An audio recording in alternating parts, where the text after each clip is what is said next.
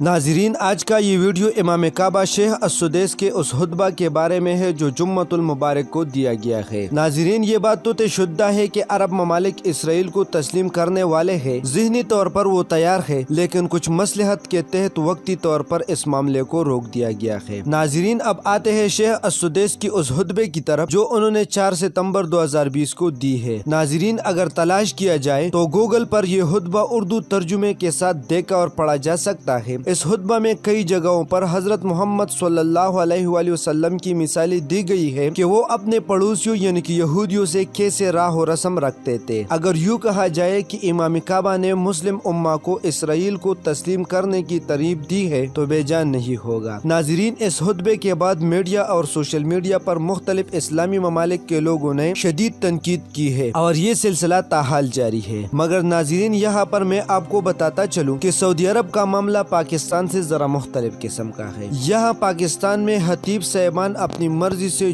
जिस मौजू पर बात करना चाहे आजादाना तौर पर कर सकते हैं, मगर सऊदी अरब में ईदैन और जुम्मतुल मुबारक का खुतबा और बयान रियासत और किंग से मंजूर शुदा होता है और उनके मंशा के मुताबिक ये मामलात चलते रहते हैं। बहरहाल, अपनी सियासी मामलात को दीन से नती करना और कुरान व हदीस को खालिसतन अपनी सियासी मकासद के लिए इस्तेमाल करना सरासर गलत है। नाजरीन, मुत्तहिदा अरब इमारात ने इसराइल को तस्लीम कर लिया, जिसका रिएक्शन जाहिरी बात है आना था मुल्की सतह पर और दूसरे जो गैर अरब ताकतवर इस्लामी ममालिक है उनकी तरफ से भी। इसी रिएक्शन को देख कर दूसरे अरब ममालिक बशमूल सऊदी अरब जरा मुख्तात हो गए, वरना सऊदी वलीअहद कब का इसराइल को तस्लीम कर चुके होते। मोहम्मद बिन सलमान तो तैयार बैठा था और उनके साथ जो यंग यूथ भी है, मगर मसला दरअसल कदामत पसंद और दूसरे जो बुजुर्ग और पुराने जहन के लोग हैं उन्हीं का है, क्योंकि इसराइल को तस्लीम करने से बहुत सख्त रिएक्शन हो सकता है और उनकी बादशाहत के लिए खतरा साबित हो सकता है। यही वजह है कि अब उलमा की हिदमत हासिल की जा रही है और लोगों को आहिस्ता आहिस्ता इस बात की तरगीब दी जा रही है और लोगों को ज़हनी तौर पर तैयार किया जा रहा है कि इसराइल को तस्लीम किया जाए और यूँ अवामी रद्द-ए-अमल से भी बच जाए। नाजरीन, इसराइल का मामला अब सऊदी अरब के लिए गले की हड्डी बन गई है, क्योंकि खुफिया तौर पर तो डील हो गई है, मगर इस पर अब अमल दरामद करना अवामी रद्द-ए-अमल की वजह से नहीं हो सकता। हाल ही में डोनाल्ड ट्रंप ने शाह सलमान से भी टेलीफोन पर बातचीत की है, जिसमें भी यही इसराइल का मामला डिस्कस हुआ है और किंग सलमान ने साफ तौर पर कह दिया है कि हालिया वक्त में हम इसराइल को तस्लीम नहीं कर सकते जब तक फलस्तीन को उनके हुकूक नहीं दिए जाते। सऊदी अरब को बार बार टेलीफोन करने की वजह भी मोहम्मद बिन सलमान है, क्योंकि वो खुफिया तौर पर अमेरिका और इसराइल से कई मामलात तय कर चुके थे, मगर शाह सलमान ने यहाँ पर स्लो पॉलिसी इख्तियार की। डोनाल्ड ट्रंप ने सऊदी अरब का शुक्रिया अदा किया कि सऊदी अरब ने इसराइल को फिजाई रास्ता दे दिया और इसराइल और मुत्तहिदा अरब इमारात के दरमियान फिजाई सर्विस शुरू हुई है। नाजरीन, इसी तरह स्टेप बाय स्टेप ये तमाम मामलात भी तय हो जाएंगे। नाजरीन, यहाँ पर देखा जाए तो इसराइल को तस्लीम करने का मामला यकतरफा है, फलस्तीन पर कब्जा कर दिया गया है और इसराइल का सिरे से वजूद ही नहीं है। यहाँ पर पैदा इसराइल का हो रहा है और फलस्तीन के मफाद में कुछ नहीं है। फलस्तीन के लिए कुछ नहीं मांगा जा रहा है, वहाँ पर जुल्म का बाजार गर्म है, खून बहाया जा रहा है और फलस्तीन के मजीद इलाके कब्जे में लिए जा रहे हैं और अरब ममालिक इस वक्त जिस सौदाबाजी में लगे हुए हैं, सरासर घाटे का सौदा।